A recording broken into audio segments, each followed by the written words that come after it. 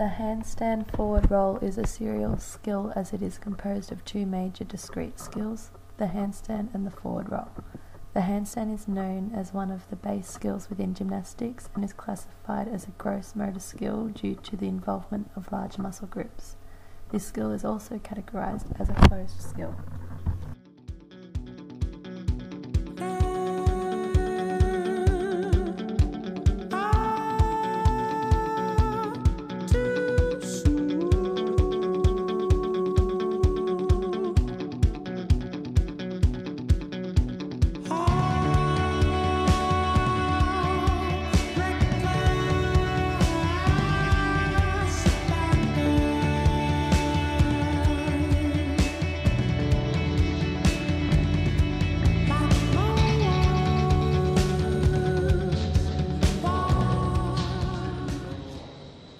The motor abilities required for the handstand forward roll include strength, balance, limb coordination, spatial awareness, and flexibility.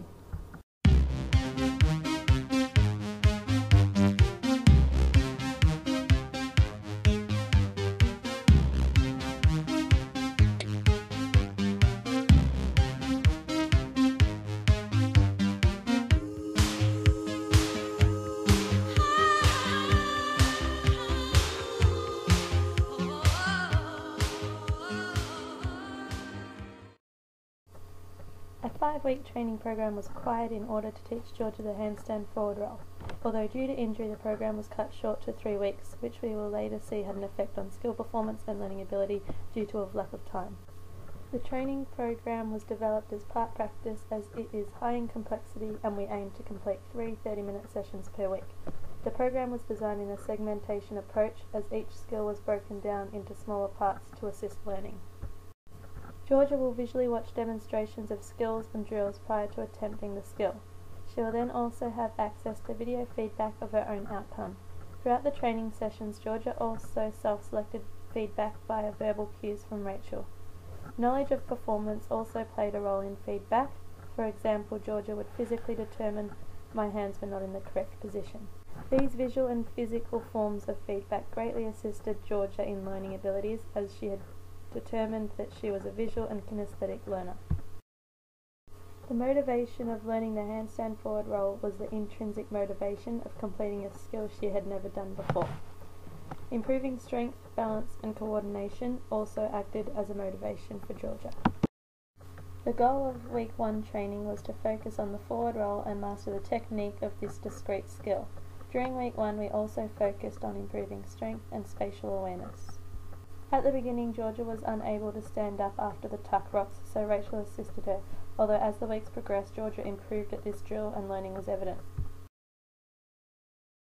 Due to a lack of equipment, some drills were not completed for safety reasons.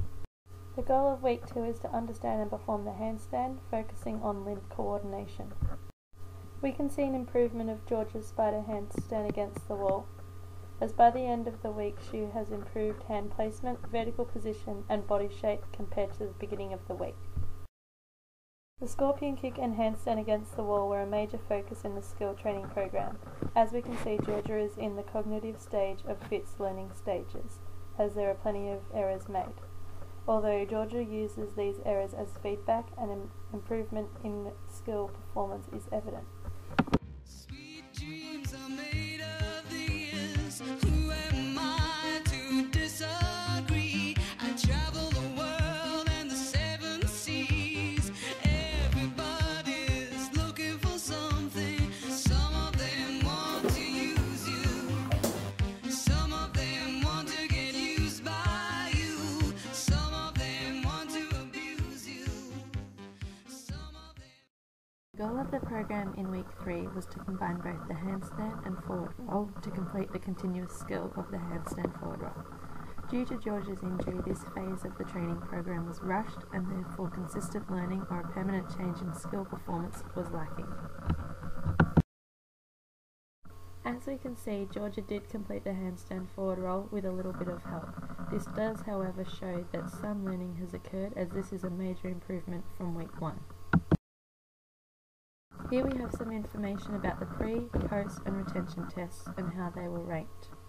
We were focusing on hand placement, centre of gravity, and whether Georgia stood up at the end. These aspects of the handstand forward roll were scored out of 3.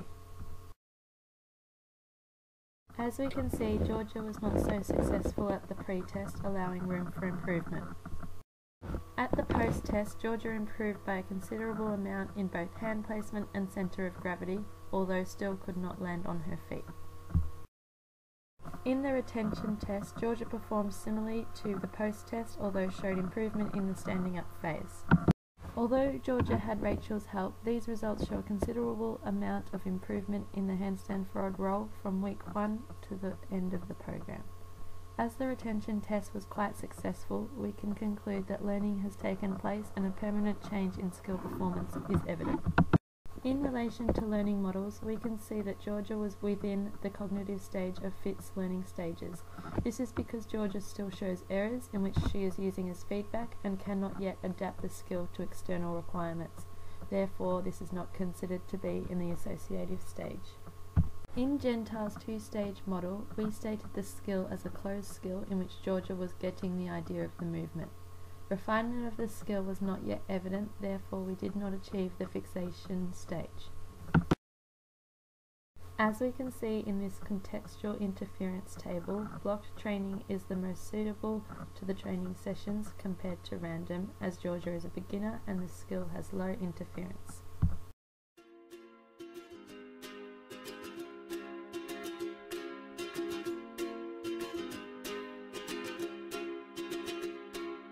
I was scared of dentists and the dark. I was scared of pretty girls and starting conversations. All my friends are turning green. Yeah, the magician's assistant in their dream.